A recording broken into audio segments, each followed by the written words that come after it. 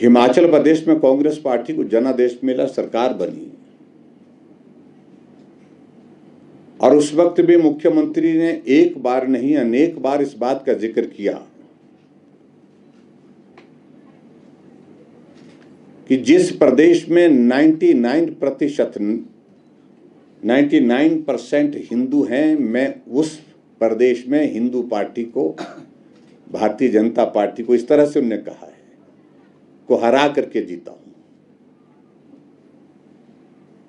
उसका अभिप्राय हमने उस वक्त बहुत हल्के में लिया। हमने कहा कि जीत हुई है, स्वाभाविक रूप से जीत के माहौल में, जीत के जोश में शायद उनके मन में इस प्रकार की एक परिस्थिति आई है कि जो भाव को व्यक्त करने में जहां कठिनाई हो, उन्होंने कह दी वो बात। लेकिन एक बार नहीं, ये घटना उनकी बातचीत की सार्वजनिक मंचों से होने लग पड़ी।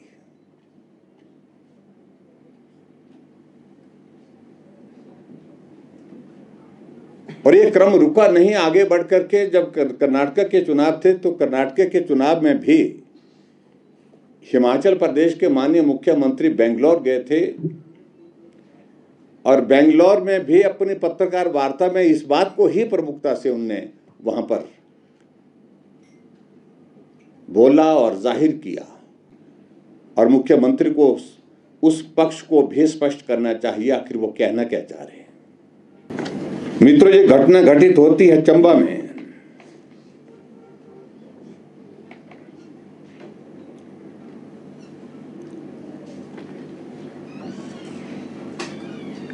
इस मनोहर को बुलाया जाता है, जो आरोपी है, मुख्य आरोपी है शरीफ मोहम्मद।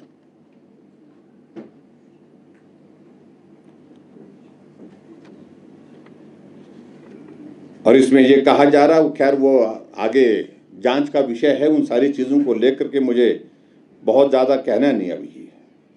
और इस आरोपी के बारे में यह भी कहा गया है कि जब नोटबंदी का दौर था तो इसने लगभग 95 लाख रुपए की पैसे जो है वो बैंक में एक्सचेंज करवाए थे, ऑफिस जो ट्रांजैक्शन है। और मैं समझता हूं ये सामान्य परिस्थिति नहीं है, ये एक बहुत बड़ा अमाउंट है। वो भी जांच का विषय है। इस पर मुझे लगता है कि और ज्यादा गहराई से जांच करने की आवश्यकता है।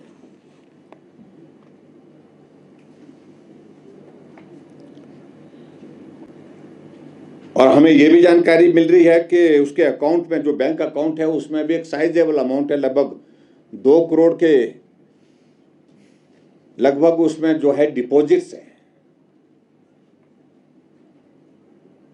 और उस हिसाब से अगर मैं देखूं कि उनके आय का साधन, आय का जरिया इस प्रकार का नहीं है जिससे इतना बड़ा अमाउंट जो है बैंक के अकाउंट में उनके हो, यह भी एक जांच का विषय है।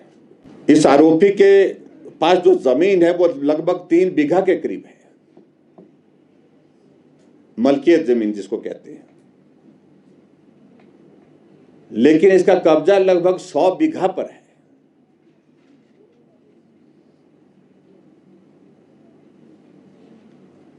जहां किसी को ना आने देता है न रहने देता है। सरकारी जमीन है। अगर कोई भी गद्दी अपनी भेड़ बकरियों के साथ वहां पर आता है तो उसको धमकाता है।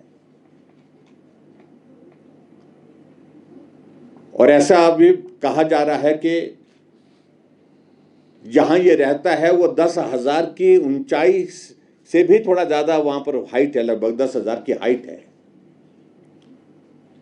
6 फुट बर्फ, 5 फुट बर्फ, 4 फुट सामान्य रूप से वहां पर गिरती है, लेकिन उसके बावजूद भी ये वहीं पर ही रहता है।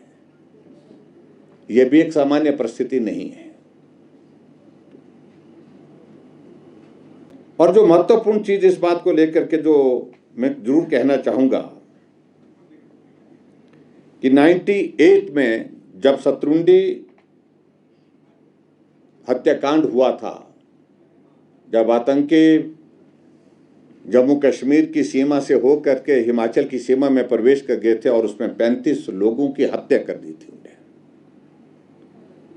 और 35 लोगों की हत्या के साथ साथ में 7 लोगों को वो जिंदा अपने साथ लेकर के गए थे, जो अभी तक भी नहीं मिल पाए।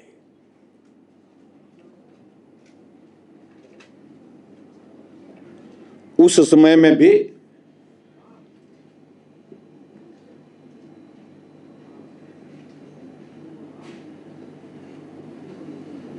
जब जांच की प्रोसेस चली थी तो उस वक्त भी इस आरोपी को उस जांच में शामिल किया गया था। उसको उसकी भी उस वक्त भी उसको बुलाया गया था, जांच के लिए बुलाया गया था।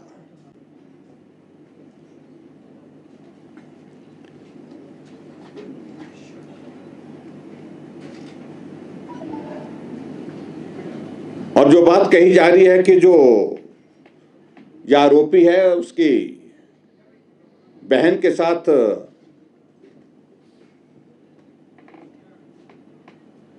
मनोहर का मिलना जुलना था, हमारा यह मानना है कि अगर मिलना जुलना होता तो सामान्य रूप से भी उस बात को लेकर के कहा जा सकता था, बात की जा सकती थी। ये हत्या करने के पीछे और हत्या करने के बाद इस प्रकार के शरीर के 8 टुकड़े करके बोरी में बंद करके उसको दफन कर देना, दफनाने का प्रयास करना, सबूतों को नष्ट करना, ये एक बहुत बड़ा जो है एक इस प्रकार का मामला दिखता है जिसकी बहुत गंभीरता से जांच होनी चाहिए। और इसकी गतिविधियों के बारे में अब धीरे धीरे लोगों ने बोलना शुरू किया। अभी पहले नहीं बोलते क्योंकि प्रभावशाली व्यक्ति कहा जा रहा कि ये प्रभावशाली व्यक्ति अपने समुदाय में वहां पर है, इसलिए समुदाय के लोग भी नहीं बोलते इसके बारे में, दूसरे लोग भी नहीं बोलते।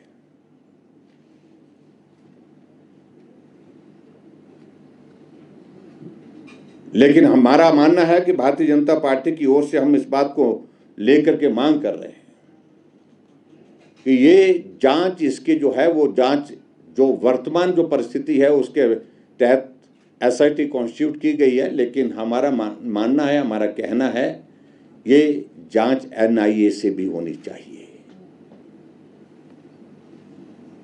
वो इसलिए क्योंकि इसके पीछे हमें लग रहा है कि बहुत सारे रहस्य निकलेंगे।